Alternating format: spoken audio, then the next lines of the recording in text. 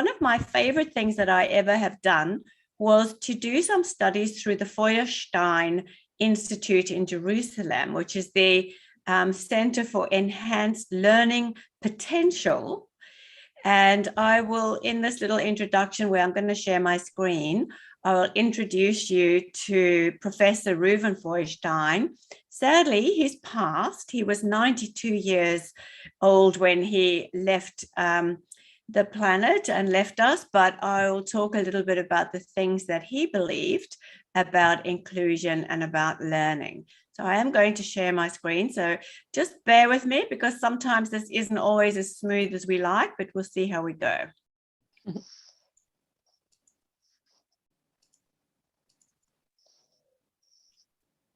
So can we see that, everyone? Yes. All right. So we're here today and we've taken this topic from the title of Julie's beautiful book, The Magic of Inclusion, which is her second book. And I love the tagline, which says, give people a chance and watch them shine. And I think that's really, really important to know. And whenever I do any kind of presentation, I love to have a mantra. And I thought a very appropriate mantra for today was one from Maya Angelou. So she's, Reynolds Professor, American Studies at Wake Forest University. And she left us with an immense literary legacy. And she was one of the people who really believed in inclusion. She was a civil rights activist and a poet and an actress and a writer and a director. And one of the things she said was, if we know better, we can do better. So this evening's is a little bit about trying to understand what are some of the things we might be able to do a little bit better in this area of inclusion. And I got this quote out of Julie's book, and I really love it. And it comes from Inclusive School Communities. And you can see there the a URL if you wanted to go there and have a look. But in an inclusive school community, because that's pretty much what we'll focus on, the principles of inclusion promote equity and access and opportunity and the rights of children and students living with disability in education and care. And, an inclusive school contributes to reducing discrimination against them. And that's loud and clear in Julie's book.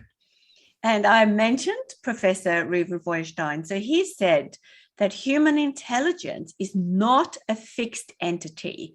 Every individual has the propensity to significantly improve their ability to learn, regardless of age or cultural background or economic status.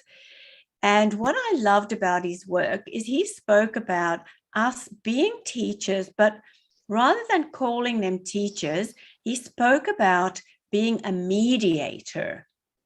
So you set yourself between the child or the student and the task that they have to accomplish. And it isn't you as a teacher telling them what they have to do. It's more about really assessing what the needs are, what their strengths are, what they still need to learn, and then putting in place a pathway. It's a kind of a step-by-step pathway. So as the mediator, you don't go behind them or in front of them. You walk side by side along this pathway of the next steps that are going to help this person. And I just love his work around mediation. He also said the human organism is open to modifiability. So we can all be modified at any age or stage. And I was still trying to be modified myself in life. He says change is possible, and it's not only possible, it's desirable. And even the most challenged child can learn if given the right tools. And in this talk, and in our planning we did, Pooja and Julie and me, we were in 3 different countries when we did that planning, we realized there's 2 ways that we can approach the problem. So the one is from our own personal focus we can involve our own action, but we can also lobby for community action. And we can, and I know that Julie does a lot of this, reach out and work with people who are already doing a lot in the area of inclusion.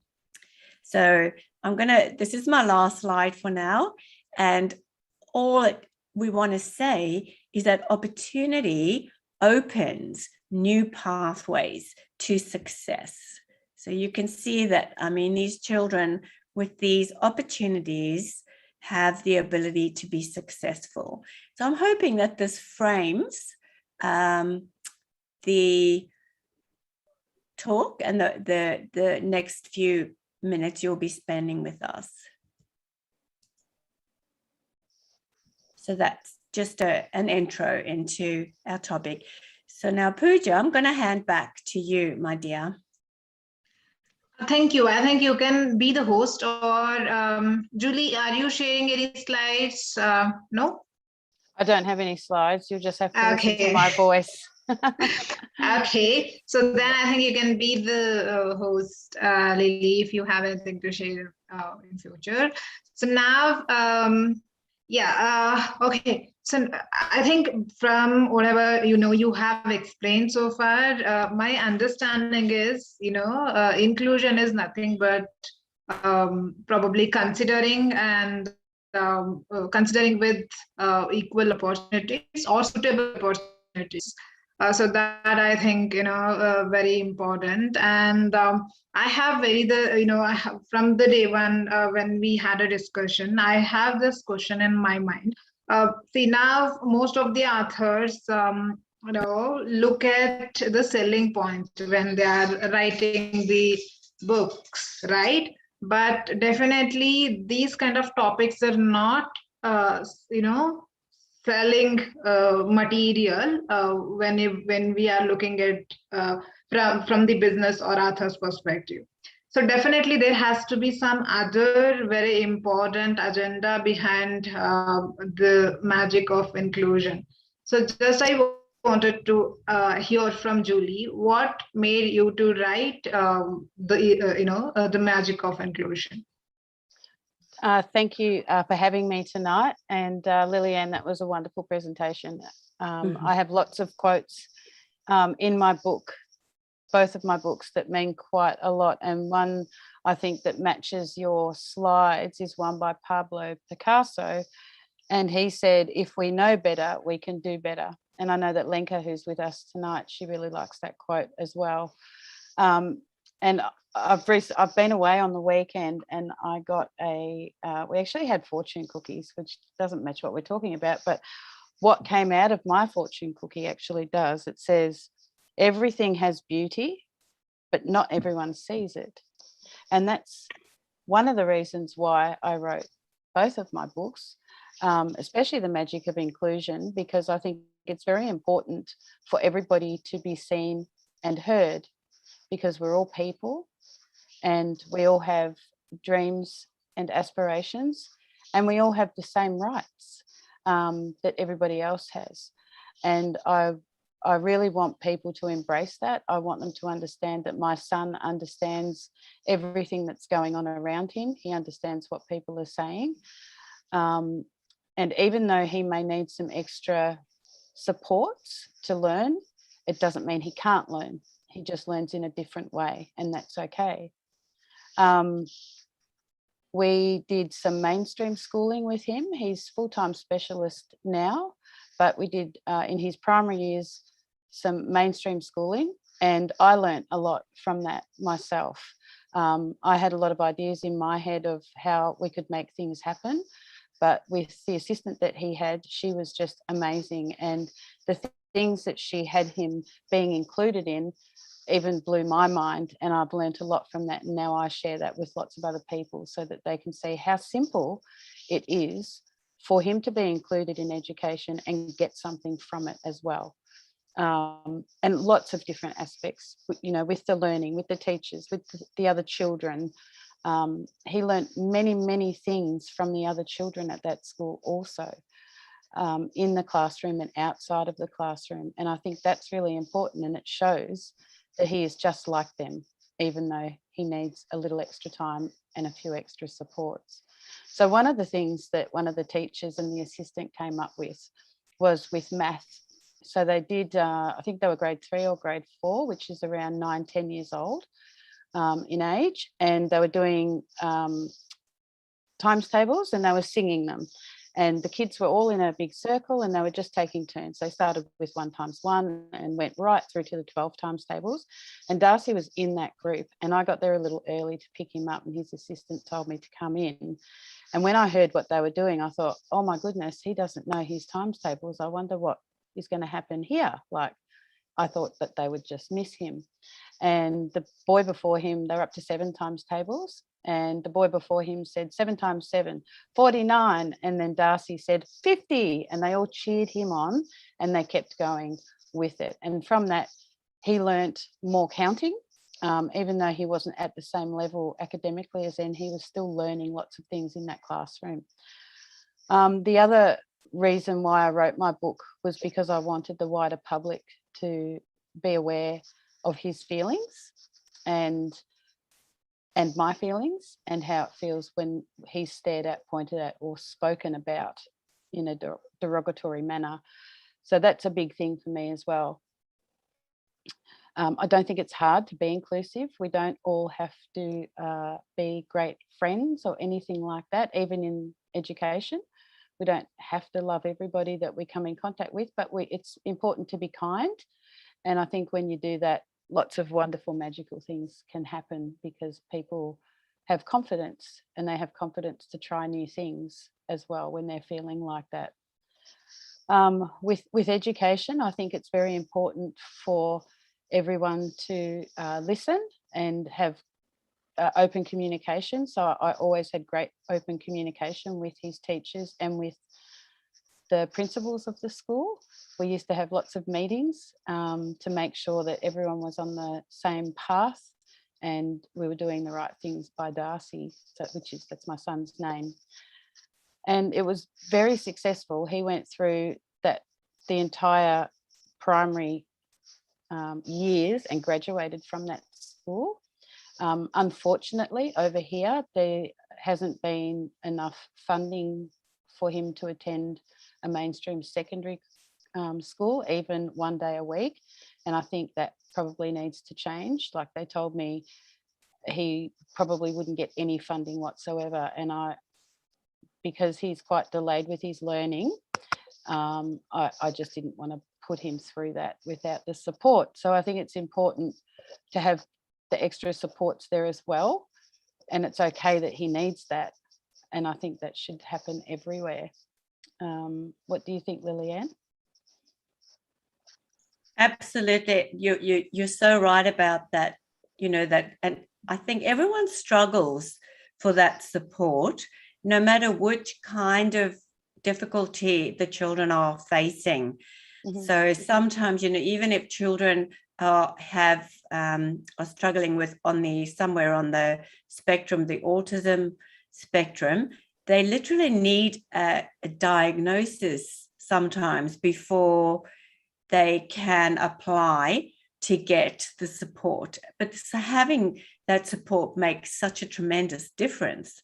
Mm. And it brings a different pair of eyes and a different attitude even than the parents or the teacher.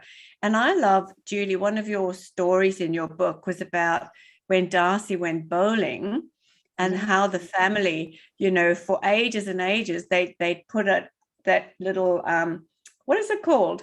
The roller. Like a roller. And, he just rolled the ball down because your expectation was that, maybe the ball was too heavy.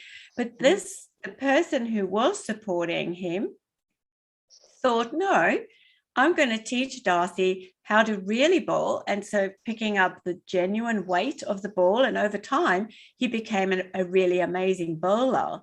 So you need that different pair of eyes. So even you as a parent were underestimating the expectations. And this person came in and thought, oh no, blow that. We're going to actually teach him to do the real deal. I thought that was such an amazing story because the message is to have very high expectations. And sadly, these children are not getting all of the support they need, and it's very difficult to get it. But when they have it, it makes a tremendous difference. And I know you speak about sometimes, you know, that person doesn't even have to be terribly involved. And I know that, you know, when Darcy went on camp, someone went with him, but felt like she didn't really have to get involved, but at least that support person was there. So I agree. Very, very important to have someone to be able to do that. And I mean, Lenka, if you know something about this, you probably would feel exactly the same. Yeah, and with the camps, like that was quite interesting because I had to advocate very heavily for him to go on that first camp, even though he'd been at the school for 3 years and we had been speaking about camp for that whole 3 years. Like, you know, we knew it was coming up, and I still had to advocate very, very heavily, and it was quite heavy. I was quite upset by a lot of what I had to do. Like, you know, some of the questions were about sleeping overnight, and, you know, and I said to them, you know, you're not listening to me. I think it's important also to listen to the parents, because we know the capabilities of our children and what they're capable of learning. And I said, you know, you're not listening to me. If I didn't think he could cope, I wouldn't put him forward for it. And, you know, his assistant, she assisted him a fair bit with the first one, just getting into a routine so he knew what was going on. And when he went on the second camp, she said, Julie, he just follows the other children and does exactly what they're doing. Like they had chores, they had to set the table, you know, they had all sorts of things going on, and he learnt to do that by following the other children, and he was quite capable of doing that because they gave him a chance. So in the end, and the rest of the camps were marvellous, and every time I went to pick him up when they returned, at least one teacher would come out of the bus and just say, wow, he was amazing. He did everything. And I used to say, well, of course he did. But yeah, you know, like there were some things that I wondered whether he'd be able to do, but he did all of them. And she said the last camp that he did with them in grade 6, Trudy said she just didn't have to do anything with him pretty much. You know, she had to help him with self-care, but that was all. Everything else he did with the other children, and she just watched. So yeah, and I love the story about you know, lobbying with that principal. And at some point in your book, he literally goes, don't talk to me about it anymore, and tries to hide away, covers his face, and then later on he's the first person to push Darcy on the bus because he knows how amazingly well he copes. So there's a very big, and I think a lot of the time people are afraid and they're not quite sure how to approach. And I think your book, Julie, gives people a lot of information about what to do, you know, because you talk a lot about what happens, about the experience of the public's judgments. But then you also in your book give the people a lot of tips on what to do. So maybe you'll expand a little bit on that, because I thought that was probably more valuable than anything I'd come across, was, you know, what can we do around children who have some troubles like this? Yeah. And I mean, only having troubles in one particular way, because they're thriving in so many other ways. But how do you know, what do you recommend? I recommend, you know, listening to the families, listening to the children, listening to the families, and not worrying that they may need support with certain things. That's okay, because I think in all of our learning, we've all asked for help at some point, and that's a support as far as I'm concerned. Just because Darcy had an assistant with him that helped him doesn't mean that he couldn't learn. She was amazing. She used to think of some wonderful things so that he would be included in everything that they did. Like even when they were writing stories and things like that, like she would do picture stories with him instead of writing words, and the kids would be able to read his story as well, as, you know, they would help him read his story to the classroom. And he would know exactly what it was about because of the pictures. You know, he couldn't read the words, but he could identify the pictures. And I think that was a good thing. The times tables one was another wonderful one. and I think just, you know, like if they're in school and the teachers are not sure, just to ask the parents if they have any strategies, because every child is different too. You know, some children need to be shown steps physically, one by one. Others can listen one by one. And I think it's important to, you know, not be too quick so that they don't get confused. And just give them a chance and get, you know, sometimes Darcy will show others how he wants to do something. And Trudy used to say that to me all the time. She used to say, he helps me as well, because he shows me how, you know, what he can do and what he understands. And that's a big thing. Like, you know, a lot of people, I think that some people with disabilities don't understand, especially if they're nonverbal, but they do. And there's always a way to communicate, whether they, you know, pick something up, a picture, and show you what it is, or if they point to it, or if they've got an AAC, like a, you know, communication device. There's always a way. And I think it's so important to allow them the opportunity to do that. And even in everyday life, you know, like going shopping and anything, catching a bus, and, you know, just giving them a chance to have a go and not judging. You know, being non-judgmental is very important, because we've all got feelings as well. And, you know, we all have the right to be here. We've all got something to give, as far as I'm concerned. He teaches me so much all the time. And a friend of mine said when, I think he was about 6 or 7, she said, you know what? She said, he's taught this whole community about acceptance and inclusion because he's who he is. You know, they all just embrace him, and it's just wonderful. Like, I felt really proud about that. So, yeah. Now, Pooja, when we were having a chat about this about a month ago, you know, you were talking about the fact that, you know, some classrooms, there is a child or several students who might need support, but you had a really good and interesting idea that, I don't know if you know what I'm talking about, but perhaps you'd like to share what you thought was important. Yes, that's actually irrespective of you have, you know, students with disabilities or, you know, autism in class or not. It is very essential to talk to children and, you know, talk about inclusion, but even in very regular normal schools, because I have now eventually few schools are opening up for inclusion, you know, but most of the schools even now are open only for students whom they consider are, you know, completely able. So that is when I think this separation comes into picture.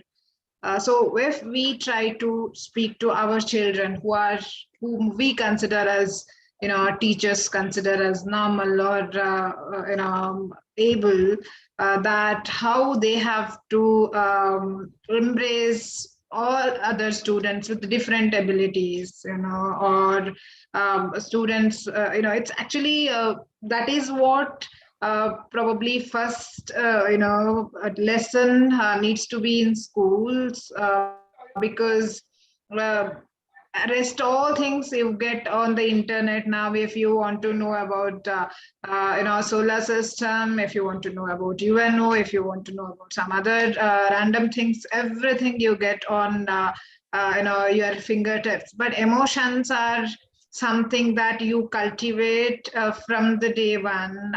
Probably in schools, that job needs to be done. We have to mold students or children accordingly. Like, they need to you know, be ready to accept or include all of them with different abilities, or you know, irrespective of differences we have, what differences we have. You know, we should be ready to embracing them and giving them equal or probable opportunities, and considering them. Even you know, school administrations or probably our community administration. So when they are planning any resources, or if they are planning city, because I have seen there is very little scope for when I look at even in public malls or other entertainment sources we have, like cinema, theater, anything you take, we don't have separate ways to probably disable people to reach there. So because we think that only only with our help, with whom they can watch movies or something, and that is more than enough for them. We are not considering them as probably as equal as we are. What we at the age of 30, 40 or 50, if I want to go to theater and watch movie and enjoy, obviously that facility need to be equally considered for any other person, and who is probably have difficulty in reaching there, and it is our responsibility to accommodate them and make sure that they are also reaching there with us and have same entertainment. So it's just one example I'm giving, but if you look at airport, or if you look at bus stops, railway stations, many other places, you have no support. And even I have recently heard one of the cases where children with autism were rejected or refused by airport staff, by checking in for some reason. I don't know for what sake it was, but these kind of incidents make us think, in what kind of environment we are living in. We have to, we are taking care of, probably we are every day talking about inclusion. That is what I have mentioned when I was posting this particular event in LinkedIn.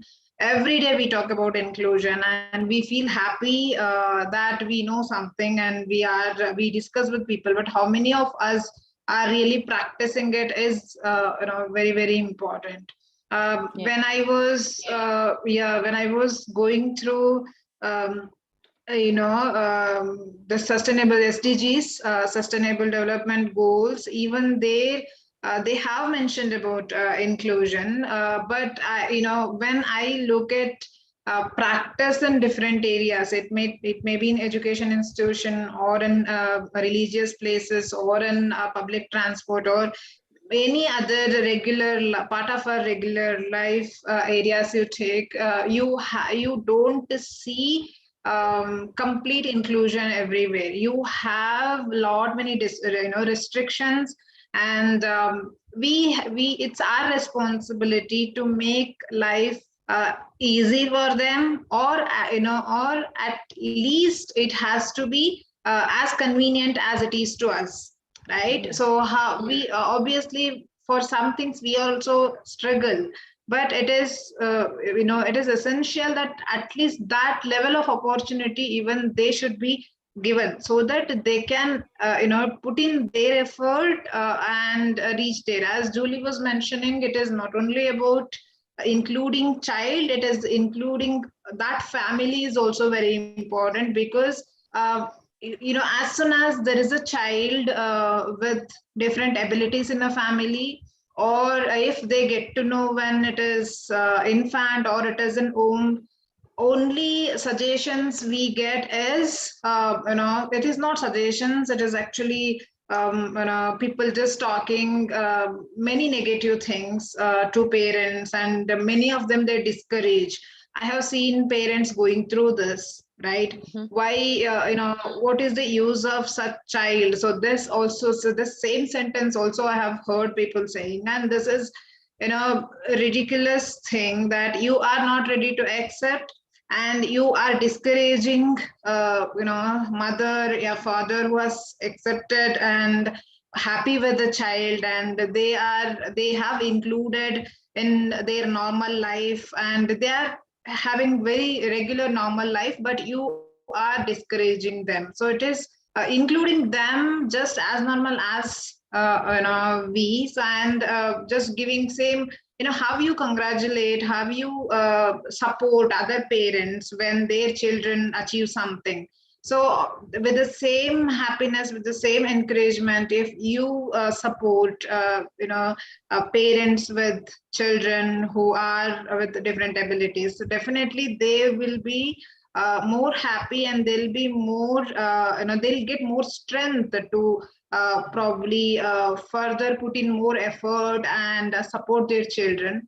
That support need not to be always financially. It can be morally, it can be emotional support. So that is always keeps people going. And of course, financially, parents need probably additional help when children are differently abled. As I said, easily they don't get school admissions. Obviously, you have to go on searching for different schools, and you have to accommodate everything what they demand for, and you have to pay huge fee. And I have seen in many schools where special education or these kind of schools, the fee is also really high. And it is really that is also kind of, I always feel that is wrong, charging high just because you are accommodating them. Because you just consider two normal children. If one is slow in learning and one is fast in learning, you will not charge two different fee, right? But when it is regular child, and when it is child with autism or any other disabilities, you charge two different fees. Because you think that you are putting in extra effort. That means if in regular children there is one child with less abilities, you are not giving them extra attention, right? So that is what you are claiming indirectly when you are charging high for children with disabilities. So what I believe is, when you are including them, include in such a way that they don't feel anywhere that we are neglected, or we are taken as burden, or we are ignored, right? So you cannot make them think on any negative aspect. So that is what should be our responsibility, probably as teachers, or as educators, or as administrators. Yeah, that's also, that is what I always believed, that in school, please talk about inclusion, and make them understand that how good it is to embrace people with different abilities, or people with whatever the color, or body shape, or whatever the background culture they come with. Accept them as they are, and that makes more beautiful world, probably for them and for us also to live. Yeah, that's what actually I was mentioning the other day. Yeah, definitely. I definitely agree with that, and what you said about the parents. And I think the parents also need to be open to answering questions. People need to feel comfortable to ask questions about the child. When Darcy started mainstream schooling, I actually wrote a letter which was given to all the parents in the class that he was in, and it introduced him, and it told them, I didn't really tell them a lot about Down syndrome, but I did mention that he had Down syndrome, and he takes a little longer to learn things than a typical child would, and he may need an extra bit of support, but it was okay. But I also put in that letter that please encourage your children to ask questions, and don't hesitate to come and speak to me about anything you have a question about. And I told them in the letter that there was no question out of bounds. I wouldn't get upset about anything that they asked, because this is how we educate people. This is how we share, and this is how everybody learns and grows from it. And showing the children that it's okay to ask questions is very important, because sometimes they might feel a little bit shy to do that. So I used to talk to the kids all the time. I used to ask them what he'd done and if he'd had some help, and what sort of help did he have? Did you help him today? And then they would say, yes, I helped him. And I'd say, well, that's fantastic. And what did he do when you helped him? Oh, he did this. And then they'd get very proud for their friend, and proud for the fact that they had helped. Darcy to achieve something in the classroom like they had. So questions and supporting the families is very, very, very important to exactly what you said. Yeah. Yes, and I think sometimes, I know, Pooja, there are a lot of schools that don't have the help, and that's why we focused on that area of how we can be active and try and think of some very creative solutions ourselves. So if children come to our room and, we're upstairs, you might swap that year with another teacher and move classrooms. I know it's a big move, but it just shows that you don't just feel sorry for someone, because that's empathy. Or you don't feel, you don't even, you get sympathy is feeling sorry for someone. Empathy is getting in their shoes and understanding. But you want to go from empathy to action. You want to put the strategies in place and be as creative as you can.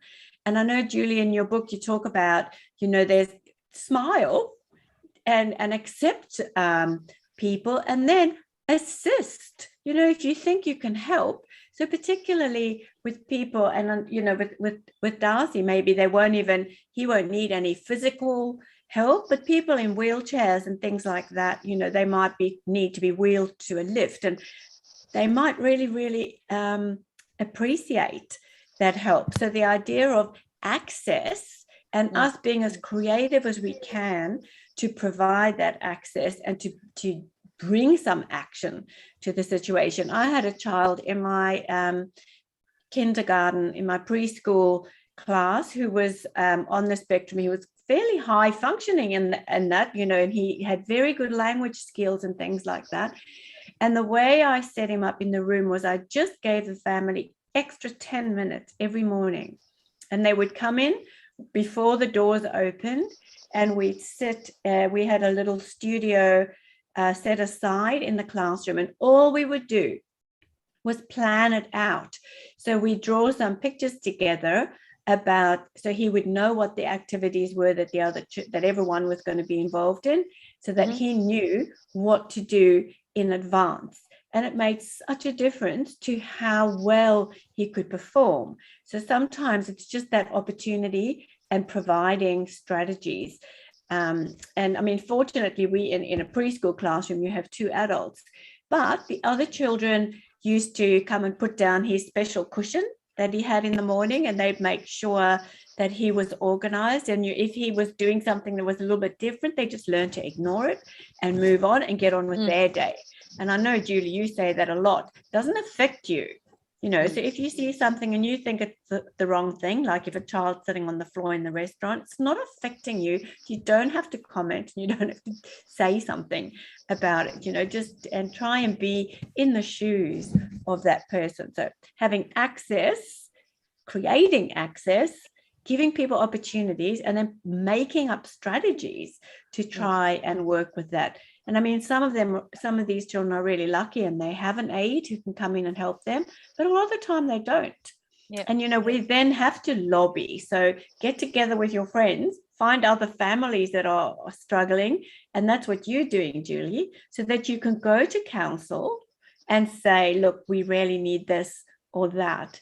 So I think that's really important. But, empathy in itself is not really enough. You do need to get active about the situation. Yeah, you definitely need action. And there were a couple of times at the mainstream school that Darcy didn't have his assistant with him. And I remember a couple of the principals sort of panicking a little bit, but the teachers sort of said, it's okay.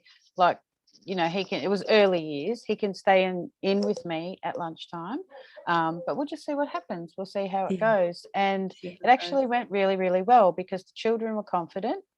They'd ask questions and they were confident to support Darcy themselves, and it actually worked. So it can happen without the assistant as well, as long as that communication's open all the time. I recently was contacted by a lady in Slovakia whose son is about to start mainstream primary school. He has Down syndrome, and his 2 older brothers go to this school. And she said to me, it is unheard of over here for a child with a disability to go to a mainstream school, but I fought very, very hard, and he's got his first day coming up very soon. Do you have any tips for me? And I told her to keep the communication open with the teacher, encourage questions like we've just been speaking about. And then I said, and get his assistant. And she said, oh no, we don't have assistants over here. So what can I do? So I suggested the letter as well, and I've drafted it up for her, and she's going in a little more confident with it now. And I said to her, any questions, just ask me and we'll try and nut out some solutions for her to make it the best experience for him. And, yeah, I love that you know, that you talking with other parents and put everyone's heads together to come up with great solutions and to support each other. It's really important. Because sometimes you might not think of a strategy yourself. You might have to, or you might have tried something and it didn't work. So you sort of think, oh, what can I do now? And, you know, you're at a bit of a loss. So I think if we can support each other as well and give each other ideas and strategies to move forward, whether it's a family, whether it's a teacher, whether it's the children in the classroom, I think it all helps, and just all working together. And those children can become real advocates as well. And I love, you've got a quote in your book by someone called Ginny Rometty, who I don't know who she might be, but she says, and you've done this in your life, you have to stick up for what you believe in.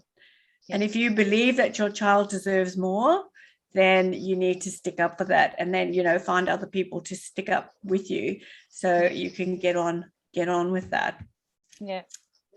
And I mean, I've got friends that have children that are in their 40s with Down syndrome that actually did mainstream schooling for the whole time. And, you know, 35 years ago, it was a lot more difficult. It wasn't as accepted as it is now.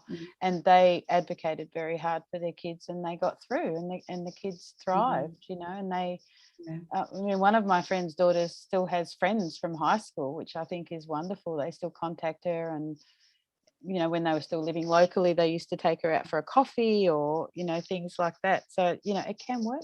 Yeah. Of course it can work, because they're people just like us.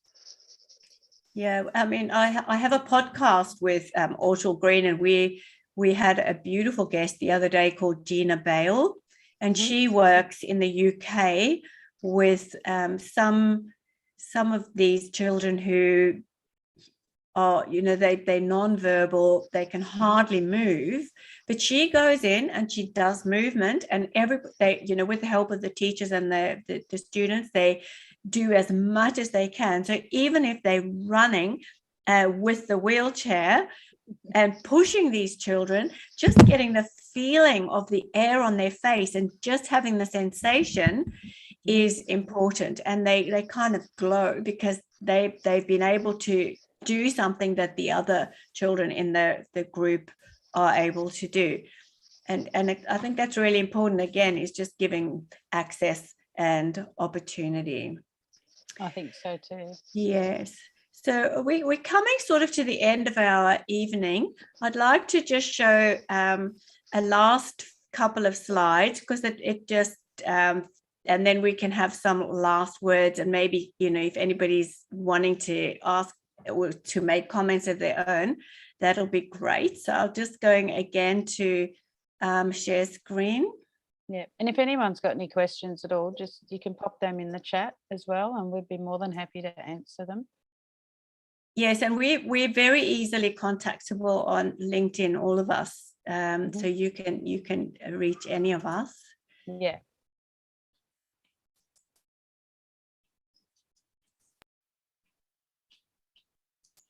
Can say that. You can, that's great. Okay. Yeah. I'm going to go from current slide. So I think you remember we said opportunity opens new pathways to success. And so I wanted to talk about my brother's name is Martin Talbot Erasmus, and he's been an elite athlete. He's an Ironman, etc. And through horse riding, his wife Harry is involved in horse riding. They met this lovely young woman, Lizzie Jordan, and Lizzie was left without vision after a serious illness, and she was in hospital for months and months and months. But before she had that illness, she was an elite athlete. So she changed from horse riding to tandem cycling. And my brother helps her to train. So he's the one who sits in front of the cycle. But you can imagine now, you've got someone behind you who can't see anything. So he's got to be her eyes. And it's just the opportunity that she's been given. And he doesn't only say, you know, we're going around this circle or whatever. Apparently he's pointing out cows on the left and bushes and flowers on the right. So she gets a real sense of where they're going. But his concentration has to be so enormous because he has to see in advance all the bumps and lumps in the road. But I thought I'll just share this little video with you.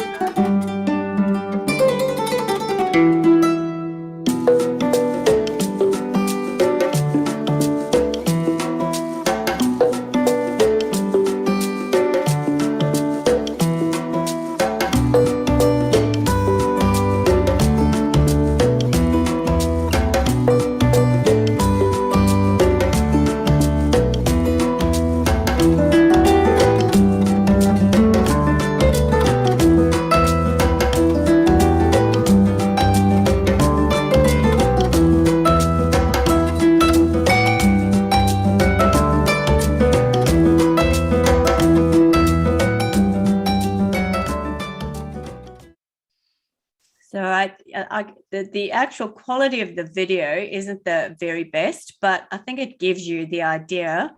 So setting absolutely no limits. And so just to finish off, there are a few things that are pulled out of Julie's book about what we can do. So the one thing to do is to smile in acceptance. Yeah. Offer assistance, you know, move from empathy to action. Yeah. Teach your children to be accepting, and this might be the most important thing that you can do. Ask kind questions, but ask them. Work on access wherever you can, and lobby with community organizations for the right of every person to have access to all that life has to offer. And I think you can see, if you can see these few little photographs here, there are lots of different ways that people are giving access to these children, and we have to think of different and be even more creative in what we're doing. So, and this is probably my favorite quote that you found, Julie. So diversity is, it's inviting new people to the party, but inclusion is asking them to dance. So it really is a commitment to be together and to enjoy each other's company and to include them in everything you do, by Verna Myers. I love that quote. I love that quote. Absolutely wonderful quote. And I think the idea of let's not set limits on what people can accomplish, because everyone can learn. We heard that from Professor Ruben Feuerstein. You know, he used to say, look for the absolute island, that even if it's the tiniest island of learning ability, you've got to find it. And he said, every time you point at someone, there's 4 fingers pointing back at you. So, you know, it's up to us to make sure that we are being advocates for everyone who might need a little bit more, because we need it sometimes ourselves. We do, yes. And I think sometimes you might, you know, before you ask questions, you might think that they would need a lot of assistance to accomplish something, but sometimes it's not much at all. I mean, look at your brother with that lady, so simple. And she's getting to do, you know, she's continuing to be an athlete and she's enjoying it. Very, very simple. And a lot of the time, the extra steps that you need to take aren't that complicated. They're not that complicated. And you know, you were talking about the parents. So that was documented by her father, Trevor Jordan. And there's just one flash. He obviously turned the camera back on his own face, and his face is alight. Yes. Because it's his daughter, you know, and I mean, they go so fast, like they're going down a hill at 70 kilometers an hour. I don't know, it just freaks me out.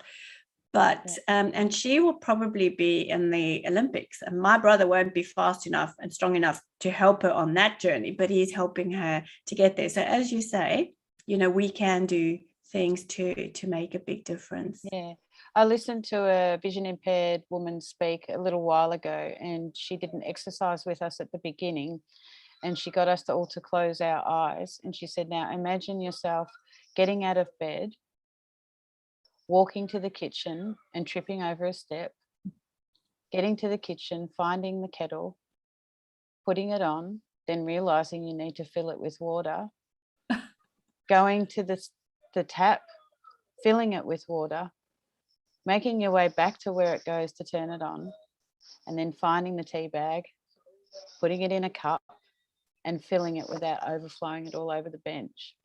And she said that's just the beginning of her day. And she went on and kept giving us these examples. And when you shut your eyes and you imagine yourself doing all of that and even giving it a go, like, you know, we all know our way around our houses, you know, give something like that a little bit of a go and just put yourself in their shoes for a little while. And then you think, oh, okay. And I think like Darcy does a program over here on the school holidays with one of our basketball teams, and it's called Rolling Phoenix. And all the kids have to get into the wheelchairs and play basketball and shoot hoops in the wheelchairs. And it's such a good experience. I've been a couple of times and I've done it. And when you first get in, it's quite difficult. But then when you sort of have a bit of a practice and you think about it, and it's just remarkable. And then you go and watch these athletes play wheelchair basketball and you think, wow, look at them go. Like, look at them achieve what they're achieving. And I did put in the chat a documentary that I really highly recommend everybody watch. It's called Rising Phoenix, and it's about the Paralympics. It's an amazing documentary and very inspiring, and it will definitely show you the capabilities of many when given a chance. That's right. What did you say in your book? My quote? Give people a chance and watch them shine. Yep. Yeah. All right. Well, I think that's all from me. There's and a thank question you so much, Pooja, for organizing this, and Julie for coming. Thank you. There is a question from Akhil. In term privilege, how was affect in particular student's life? How much impact in his or her life growth in success? Okay, so Akhil, do you want to unmute and ask this question, because I am not able to comprehend. Lily, are you able to comprehend the Akhil's question? I understand it, and I mean, I think what he's talking about really is access, because everyone is born somewhere. And, you know, there is something like a life lottery. And, you know, you were saying, Pooja, that sometimes in India, there are fewer perhaps opportunities for people to get around. And I don't know, Akhil, if that's what you're talking about as privilege. But, you know, generally some people have more access than others. But in other ways, you know, sometimes in some of the communities that don't appear to have privilege, there's such a depth of human love and such a depth of human wisdom and ways of doing things that, you know, we don't think of and can actually have a longer lasting effect. So really, no matter where you are, I think your privilege is to have relationships, and your privilege is to be in a human society. And the more we can work together to create that, I think that is the genuine privilege that we can enjoy. And I hope I'm not skirting over your question.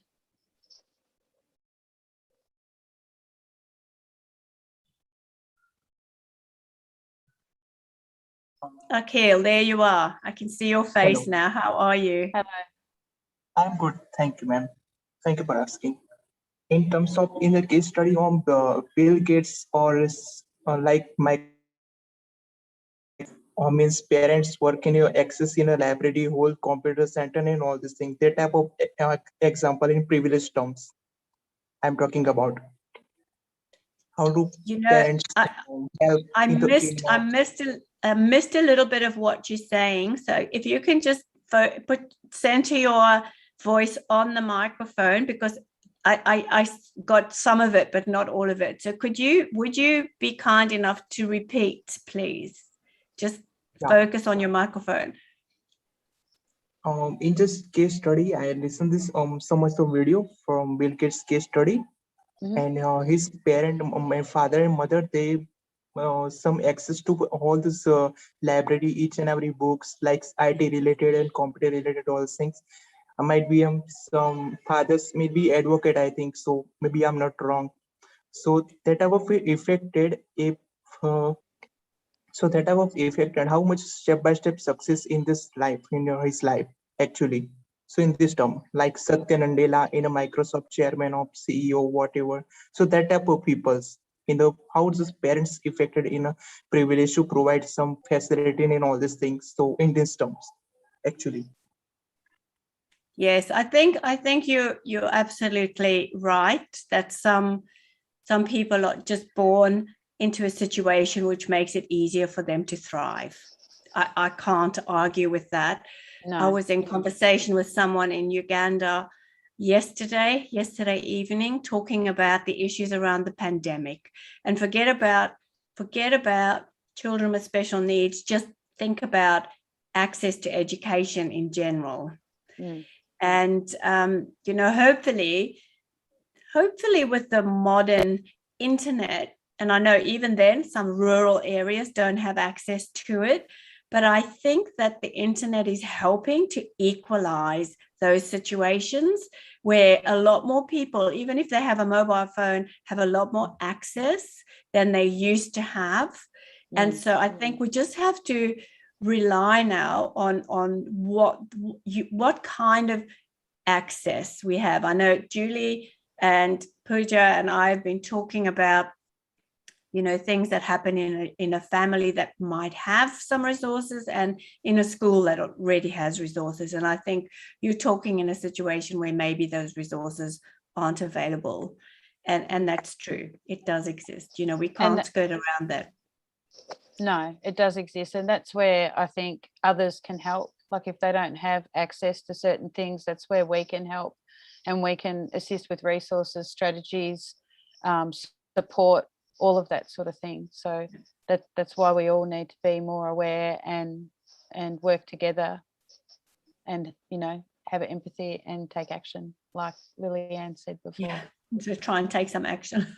Yeah, support's huge. Like support's huge. When we began our journey with our son Darcy, we were very, very lucky that this was pre-internet. Like there wasn't all of this available when I first found out Darcy had Down syndrome, but we got linked up with a support group of some other mums, and it was amazing because I joined this support group while I was pregnant, and the children there were aged from 1 up to about 7, and I got to see all the different stages of life, from right at the beginning all the way up to primary school. And I was able to ask questions and hear the strategies that they'd done, what they tried with their child, even therapies and things like that.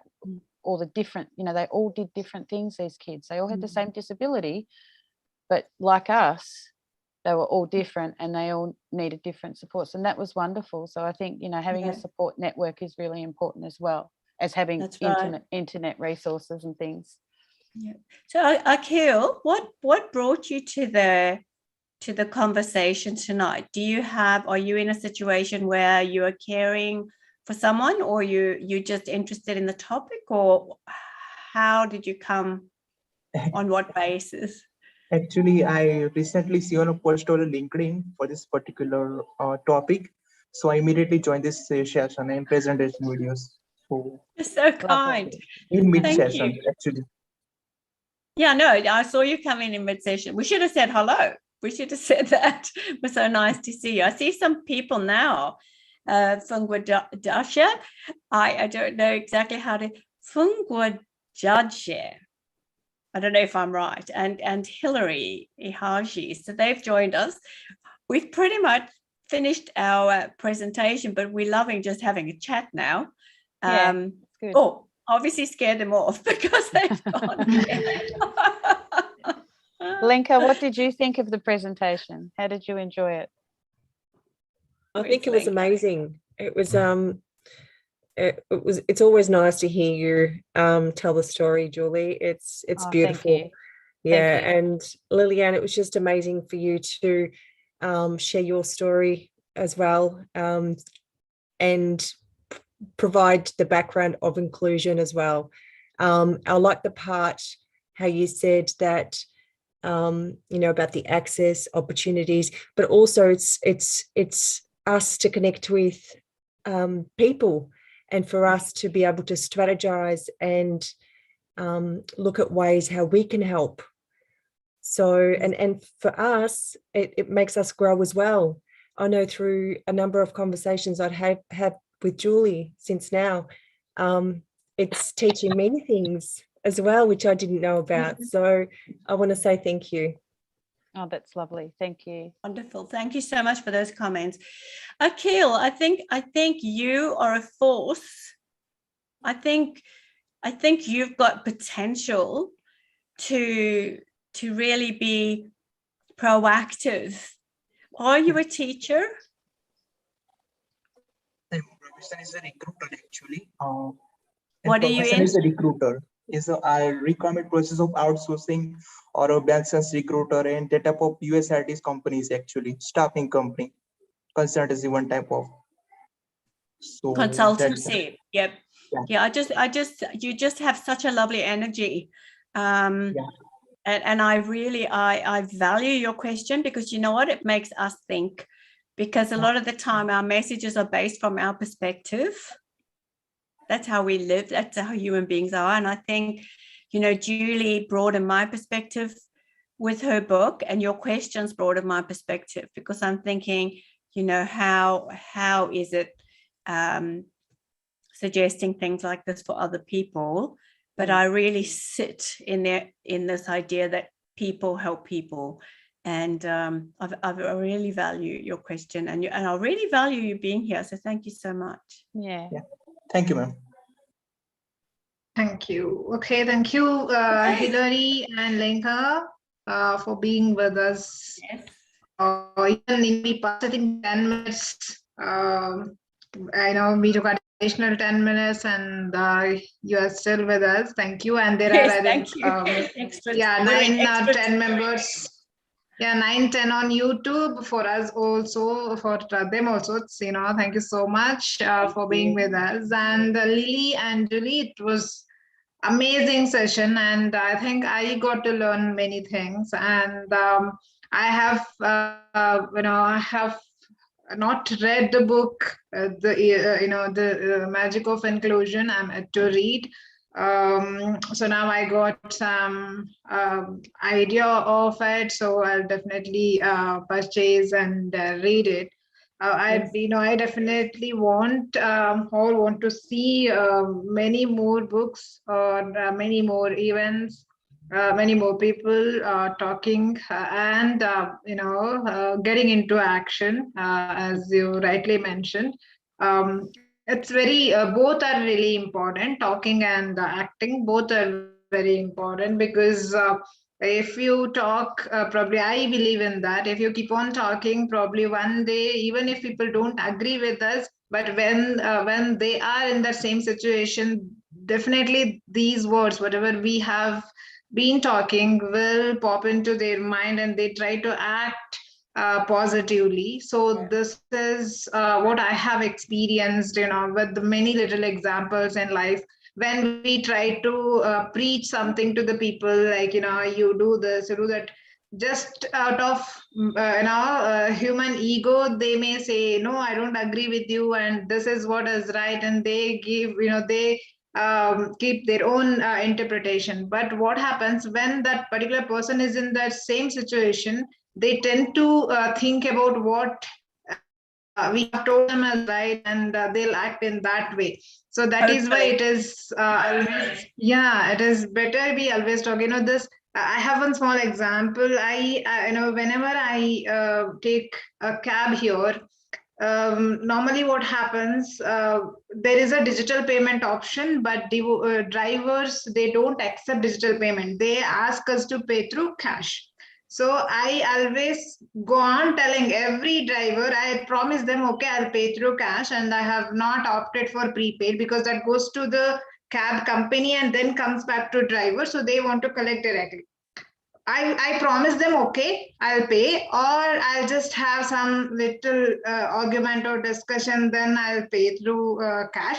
But on the way, entire way, I go on telling them that how the company which is giving them a ride working, and why they need resources, even financial support. How they are helping them to get passengers, all that, and I go on telling them. Most of the drivers would end of the ride, they definitely say that, no, ma'am, we prefer cash only. But I am 100% sure next time they don't force next customer, because they somewhere they are aware now the entire process and how someone else taking effort for them. So that is how talking continuously somehow directly or indirectly influences people.